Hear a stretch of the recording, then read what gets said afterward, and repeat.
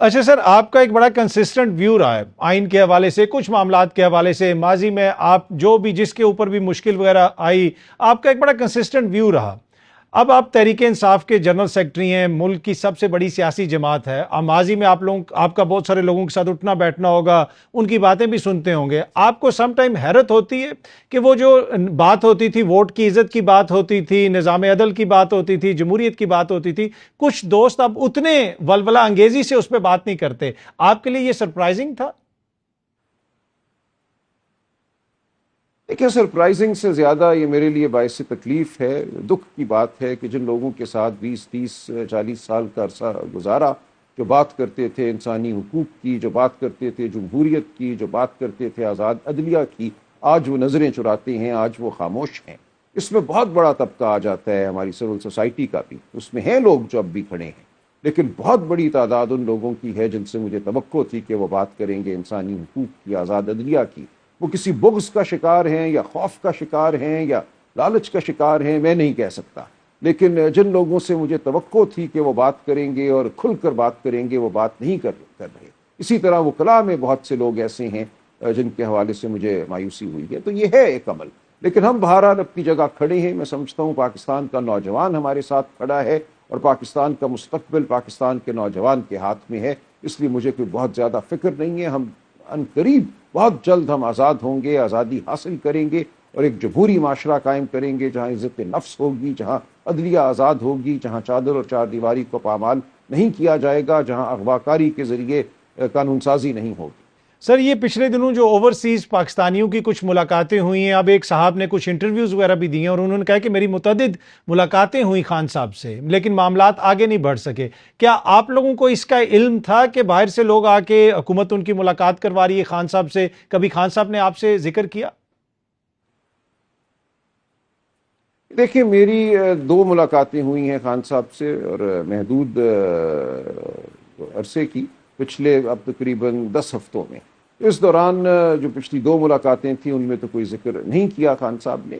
اگر کوئی ملاقات ہوئی ہے اور ملاقاتیوں نے یہ کہا کہ خان صاحب بس خاموش ہو جائیں، مان جائیں، چپ ہو جائیں، تو یہ گفتگو وہ نہ ہی کرتے تو بہتر تھا۔ خان صاحب اصول سے نہیں ہٹیں گے اور میری نظر میں یہ ملاقاتیں اور ملاقات کرنے والے غیر اہم لوگ۔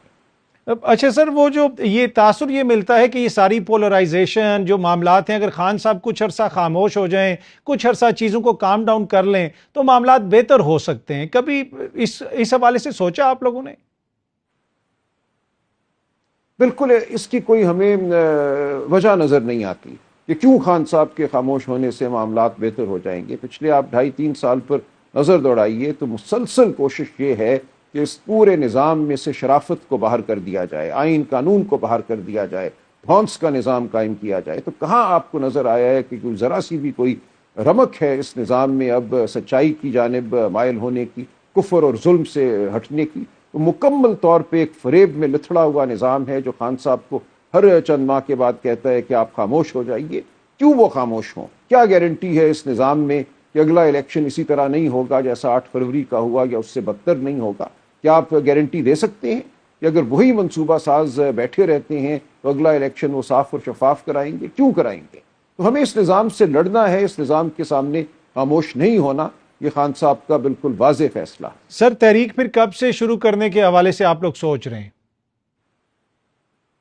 دیکھیے، تحریک کا بھی لوگوں کے ذہن میں کوئی ایک مخصوص سا ایک خاکہ ہے کہ تحریک یہ ہے کہ 60 70 ہزار بندہ ایک شہر کی جانب گامزن ہو جائے۔ یہ نہیں ہے تحریک کا واحد طریقہ۔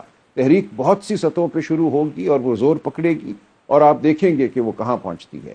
تو یہ اس کا کوئی پہلا سین جو ہے وہ نہیں ہوگا جو لوگوں نے ذہنوں میں سمایا ہوا ہے یا اپنایا ہوا ہے اپنے ذہنوں میں۔ ٹھیک ہے۔ اچھا سر، اگر آپ لوگوں نے کوئی احتجاج وغیرہ کیا تو حکومت یہ بھی کہہ رہی ہے کہ جو لوگ باہر بیٹھے ہوئے یہ بھی دھر لیے جائیں گے۔ دھر لیں، کیا فرق پڑے گا اس سے؟ اچھا، دوسرا سر، کیا اسپیکر صاحب کے خلاف کوئی آپ تحریک عدم اعتماد لے کے آ رہے ہیں؟ کہ یہ بھی ایک مختلف جو عمل ہیں ان میں سے ایک عمل ہو سکتا ہے، کوئی بہت بڑی اہمیت نہیں ہے۔ ہم ہر ایک کو آئینہ دکھاتے رہیں گے۔ ان تحریکوں کا مقصد آئینہ دکھانا ہوتا ہے۔